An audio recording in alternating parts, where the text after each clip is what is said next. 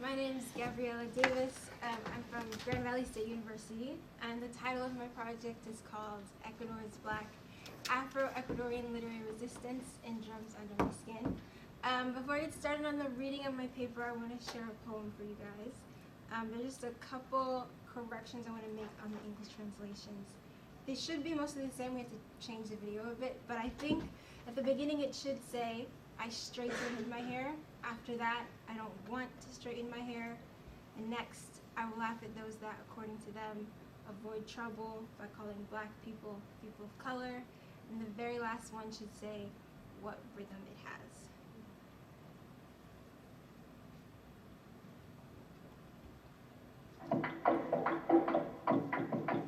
Me alacié el cabello, me volvé la cara, y entre mis entrañas siempre resonaba la misma palabra. ¡Negra, negra, negra, negra, negra, negra, negra! Hasta que un día que retrocedía y que iba a caer. ¡Negra, negra, negra, negra, negra, negra, negra, negra, negra, negra, negra, negra, negra, negra, negra! ¿Qué? ¿Y qué? Negra, sí, negra soy, negra, negra soy, negra, sí, negra soy, negra, negra soy. Yo hoy en adelante no quiero lasear mi cabello, no quiero, y voy a reírme de aquellos que por evitar, según ellos, que por evitarnos algún sinsabor llaman a los negros gente de color. ¿Y de qué color? ¡Negro! ¿Y qué lindo suena? ¡Negro! ¿Y qué ritmo tiene? ¡Negro, negro, negro, negro, negro, negro, negro, negro, negro, negro, negro, negro, negro, negro, negro! Al fin comprendí, al fin, ya no retrocedo, al fin, y avanzo segura, al fin, avanzo y espero, al fin, y bendigo al cielo porque pido Dios que dijo hasta vaya fuente mi color y ya comprendí, al fin, ya tengo la llave. Negro, negro, negro, negro, negro, negro, negro, negro, negro, negro, negro, negro, negro, negro, negro. And that poem was called Me Grita la Negra, and it's by Victoria Santa Cruz, and she is an Afro-Peruvian.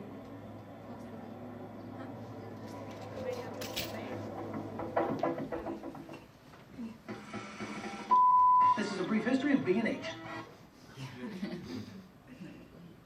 Okay. Yes, she's an Afro-Peruvian choreographer and activist. And the reason I wanted to show this poem is not only because it's a historical example of blackness in Latin America, and those aren't always the easiest to find, but also because this poem illustrates how blackness is capable of agency in Latin America. Importantly, through the poem, we can see how art is a transformative space for black people. And specifically, the medium of art I'm going to analyze is, of course, the novel Bajo la piel de los tambores, or Drums Under My Skin, by Afro-Ecuadorian writer MUSE Argentina Chiriboga. So through her writing of protagonist Rebecca, a young, and if I'm using the terminology in Ecuador, mulata, meaning someone who is black and white, through her writing of this teenager from Esmeraldas, who is in the midst of discovering herself sexually and racially, Argentina Chiriboga confirms that writing is a transformative space. Writing can also be a call to memory of the body, mind, or ancestral past. For Argentina Chiriboga, memory serves as a backdrop for the main character's journey towards acceptance of her blackness and sexual body without the need for approval from white racist men. Argentina Chiriboga was also from Esmeraldas, and that is a city in Ecuador that is socially and historically known as black. And through her knowledge of this space, she is able to write the Esmeraldian memory of resistance into her work. So through the use of art as a subversive space to combat oppression and celebrate blackness, Argentina Chiriboga is able to create a space in which black pleasure is not confined under the assumption of being biologically hypersexual and therefore stripped of agency. Rather, by Rebecca discovering her interest in sex despite the limiting narrative present in Ecuador of the highly sexual black woman, or in this case girl, Argentina Chiriboga disrupts the limiting idea of what is acceptable of blackness in Ecuador. Simultaneously, she places lo negro, or blackness, within Ecuador by textually remembering black traditions and consciousness in order to break the ideological structure of mestizaje. However, she's not simply making room for blackness in Ecuador. Rather, she makes it the center of everything. So the memory of resistance in Esmeralda, as I referred to a few minutes ago, can be tied to its beginnings as a spot of liberation for black people. In 1553, a ship en route to Peru with 23 slaves and merchandise on board anchored off the Esmeraldian coast. Later, a thunderstorm wrecked that same ship, and that wreckage gave the slaves a chance to escape the central forest area of the province after probably, in Jean Rey's understanding, who was a prominent Afro-Ecuadorian scholar, he says that they probably escaped after killing the Spanish crew. So from there, on this Esmeraldian coast, the emancipated Africans intermarried with the indigenous communities already living there and became the commanding force in the Esmeralda province. The children of these marriages were called Sambos, which means someone who is black and indigenous, and created a Republic of Sambos. This republic resisted attempts by the Spanish military or Catholic Church to subvert them. However, although this Republic of Sambos was a great example of resistance for blackness in Ecuador, it did not ultimately change the exclusionary nature of mestizaje, which the very basic definition for that word means race mixing, and blanqueamiento, which means whitening. But I want to talk a little bit more about mestizaje. So when I say that word, I'm referring to the idea that certain races have certain biological traits, and through mixing one race with another, this can result in either the elevation of a person's beauty, worth, or intelligence, or its devaluing. So I'm also specifically speaking about the idea that when blackness is mixed with whiteness, some of the more undesirable traits can be diminished. This isn't true, however, because main character Rebecca is mulata, meaning someone who's black and white. However, she's not able to escape the idea of the highly sexual black woman in what Jean Rey calls, in his words, Ecuadorian common sense, or, in his words, the idea of a type of racial thinking which encompasses beliefs about the very nature of human difference, making judgments about the inner and the non-obvious. With black women and girls, this is the idea that hypersexuality is a natural part of their biological makeup, and therefore, they are driven solely by their sexual wants. And this can be seen with phrases such as "que buena es esa negra para las riñones," which means, roughly translated, "this black woman is good for the kidneys." And the idea behind this Ecuadorian saying being that black women have such an incredible natural sexual energy, the pleasure that can be extracted from their bodies by way of mestizo people can be useful to cure physical ailments. And what's most important about this saying is that it's clear that blackness is not at all engaged with sex or pleasure, but simply used for the purpose of others. However, even within this reality of sexual and racial oppression, I don't want to categorize black Ecuadorian women and girls as always being the victim and always being acted upon by way of mestizo people. Like the site in which the main text is written, black Ecuadorian women are capable of resistance. An integral part to understanding this resistance is Sandra Talpe Mohanty's work, Feminism Without Borders, Decolonizing Theory, Practicing Solidarity. In her work, she discusses, in her words, third world women, which can extend to women of color in the United States, and the pattern of Western feminism to characterize third world women by, in her words, victim status, or the idea that all third world women have the same experience of victimization regardless of class, sexual orientation, race, or language differences. I, however, extend Mohanty's definition of victim status to negate the idea that oppressed women of the third world are always acted upon and that any form of agency is impossible under societies which repress certain identities. By looking at women and girls outside of their victim status, I do not wish to ignore how black Ecuadorian women and girls have been systematically oppressed by racism, sexism, and in many cases, poverty.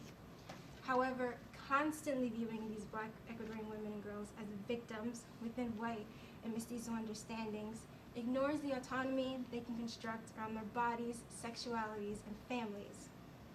Moreover, and this is important later in the novel, if someone is always in a victim status, they cannot in any way oppress other people. This idea of being victims is an incredibly limited way of viewing Black Ecuadorians because it constantly positions them as an object. So Rebecca is able to move past being an object when she returns from her Catholic girls' school in Quito to her hometown of Esmeraldas and begins to recognize her body as, in the words of Amanda Horton Stallings, a site of memory for her Blackness. The town of Esmeraldas, as discussed earlier, is a site where liberation is present in the history, people, and soil. This memory emerges in Rebecca's body while she is on the beach watching two Black women speaking. When watching them, she envisions her Black grandmother, who cropped up slowly before her. Whereas before this moment on the beach, being back in Esmeraldas, where not only the memory of Black liberation is present, but also the memory of her grandmother is present, links Rebecca back to a distinctive, clear memory of Blackness that she didn't necessarily have before. After physically voicing in defiance that I'm her granddaughter, she notices that my roots, which I had wrongfully wanted to hide, were no longer painful to me. She then recognizes the memory of her grandmother and Blackness within her body by hearing the drums beating under my skin.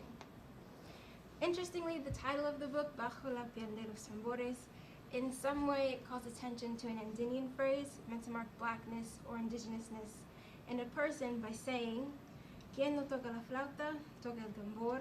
Tambor is drum, and that would refer to Africanness. La flauta is the flute, which would refer to back to an indigenous person. And although this phrase is meant to identify the difference or the non-whiteness in someone, Argentina Chiriboga subverts the phrase's attempt to locate undesired racial difference. Rebecca professing the fact that yes, she and her ancestors do tocar el tambor, allows Rebecca to take power back from such a phrase and take pride in the Blackness she had spent so much of the novel trying to hide. Although Rebecca's body has always been a memory of Blackness, when she proclaims that fact, she locks the memory into being for herself. While there is magic in seeing a Black girl recognize and take pride in her Blackness, there are limitations to Argentina Chiriboga's work, specifically with her brief but unjust portrayal of a student named Vicenta. A brief moment of consensual intimacy between Rebecca and Vicenta comes to an abrupt end when during their interaction, Rebecca discovers Vicenta's penis. After the scene, Vicenta is written as a violent, haunting figure who endangers Rebecca and the rest of the cisgender women at the Catholic school they both attend. And one of the many issues with the author's reading of bodies that are cisgender is that there's no room for exploration of the body that has been given to Rebecca throughout the novel. Because Vicenta has a penis and is a girl, this confuses her constructions of gender, and instead of giving her the same respect of discovering her own body, she is written off as a disguised man and then written entirely out of the novel. Also, this means that in Argentina Chiriboga's understanding, Black Ecuadorian bodies that aren't cisgender are not at all invited to engage in the liberation of the Black body. Liberation, then, for Argentina Chiriboga is not entirely encompassing, but only available to certain people. Therefore, although her work is a wonderful and defiant act against racism in Ecuador, it is simply a start. Although through her writing of Rebecca, we're able to see how Blackness in Ecuador is not always confined under the narrative of being a victim to racism and exclusionary Ecuadorian mestizaje. However, it is not all-encompassing. Blackness is the sole voice through which we view Ecuador, and through that, the complexities of racism, sexism, and racist sexism can be understood from someone who actively experiences it. But we are only privy to one particular type of voice.